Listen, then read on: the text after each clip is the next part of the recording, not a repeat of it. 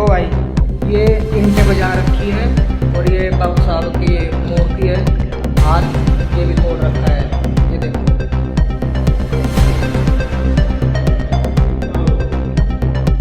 ये सब तोड़ फोड़ कर रखी है और पता नहीं अभी तक किसी का। खड़गपुर में है। नमस्कार साथियों, आप देख रहे हैं आपका अपना YouTube चैनल संवाद लाइव। और सदगुरु रविदास महाराज की जय। और सदगुरु रविदास महाराज की जय। बाबा साहेब बाबा साहेब संत श्रोमणी रविदास जी महाराज की जय। संत श्रोमणी रविदास जी महाराज की जय। साथियों, सभी को मेरा क्रांतिकारी जय भीम। और आज हम लोग पहुंचे हैं विधानसभा भगवान के गांव में हम रात पहुंचे थे, जहां पर महाराज जी की प्रतिमा को कुछ असामान्य तत्व जैसे ही सभी लोग पहुंचे थे और प्रशासन से बात की। प्रशासन से बात करने के बाद तुरंत वो महाराज जी की नई प्रतिमा की व्यवस्था की गई और जिसको आज सुबह विधि धार्मिक तरीके से स्थापित कर दिया गया है, जिसको भी आपने लाइव के माध्यम से देखा। जो सुंदर बहुत ही भव्य वो महाराज जी की जहाँ पर वो खंडित की गई थी वहीं पर दोबारा से स्थापित कर दी गई है। और ये एक संदेश है मेरा आप सभी देशवासियों के लिए। देखिए, भीम आगे भारतीय कमीशन की वो ताकत है, जो चाहते हैं वो एक घंटे के अंदर हो जाता है। कल हम लोग यहाँ पर पहुंचे थे अपने साथियों के साथ और यहाँ से वो दी थी कि हम सुबह 11 बजे यहाँ पर पहुंचेंगे, लेकिन गुरु महाराज जी की जय दृष्टि देखिए कि हमारे आने से पहले उनकी ऐसी मेहर हुई कि हमारे आने से पहले वो जैसे पहले यहाँ पर विराजमान थे उसी तरह से हमें यहाँ पर देखने को मिला और हमने मत्था टेक कर आशीर्वाद प्राप्त किया।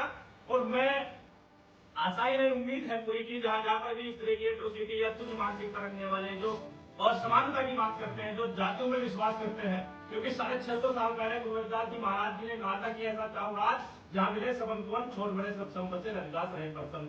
आज से 650 साल पहले गुरु महाराज जी कहकर गए हैं कि मैं इस तरह का राज चाहता हूँ कि जहाँ पर छोटे से छोटे व्यक्ति को भी परेशान न किया जाए, किसी गरीब व्यक्ति को जाति के नाम पर, धर्म के नाम पर किसी तरह से परेशान न किया जाए। गरीब व्यक्तियों को बराबर का अधिकार दिया, शिक्षा स्वास्थ्य में सबको बराबर समानता का अधिकार दिया जाए। उसी समानता के अधिकार को आज कुछ लोगों को खन ले रहा है। बाबा साहब ने भारतीय संविधान का निर्माण करके हम सबको बराबरी का दर्जा दे दिया और कुछ लोगों को ये चीजें भा नहीं रही है। जब जाकर ये हमारे महापुरुषों पर इस तरह की टिप्पणी, उनकी प्रतिमाओं को खंडित करने का काम करते हैं। लेकिन मैं एक चीज और स्पष्ट कर दूं, ये विचारधारा की लड़ाई है, ये मूर्ति की लड़ाई नहीं है। आप सिर्फ किसी महापुरुष के एक स्टेचू को खंडित कर सकते हैं, उसकी विचारधारा को नहीं। गुरु रविदास जी महाराज जी की ऐसी विचारधारा है जो पूरे संसार को प्रभावित करती है, किसी एक गांव समाज को नहीं, पूरे संसार को प्रभावित करती है। तो जो इस तरह की हरकत करने वाले वो लोग हैं, वो बिल्कुल साफ स्पष्ट मेरा उनसे निर्देश है कि अगर उनके मन में किसी तरह का कोई हमारे प्रति कोई कटाक्ष है तो वो आमने सामना आए और फिर हम बताएं कि मूर्ति किस तरह खंडित की जाती है। उसकी ईंट से इतना बजा दी, उसकी टांग पे टांग रखना फाड़ दिया, तो फिर हम अपने बाबा साहब या गुरु महाराज जी की औलाद नहीं है। ये आप जो हरकतें करते हो, पीछे से वार करते हो, अंधेरी रात में आप इस तरह की गंदी हरकतें करते हो, इनको बंद कर दीजिए। अगर तुम्हें नफरत है तो हमारे आमने सामने आइए, हमसे बात कीजिए, हम देंगे जवाब। तो महाराज जी कैसे आए कि सबके लिए समानता की, सबके लिए आशीर्वाद बराबर रखते हैं। उनकी इस तरह की हरकतें नहीं है कि वो किसी के अंदर घुस जाए और किसी को उल्टा कर दे।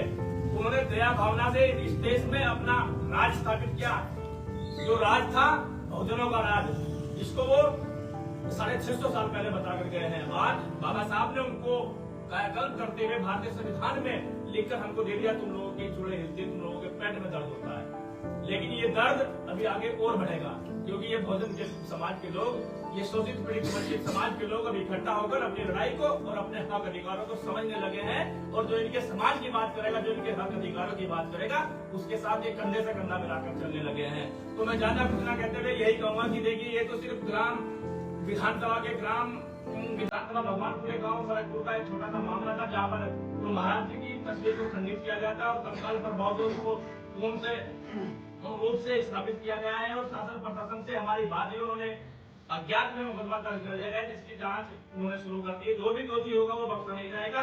और अगर उसमें इस बार किसी प्रकार की शासन प्रशासन के द्वारा कोताही बरती गई और अगर आपने इस केस का खुलासा नहीं किया तो बेमाने भारतीय कमीशन चाहे उनको भगवान को ठाना करना पड़े।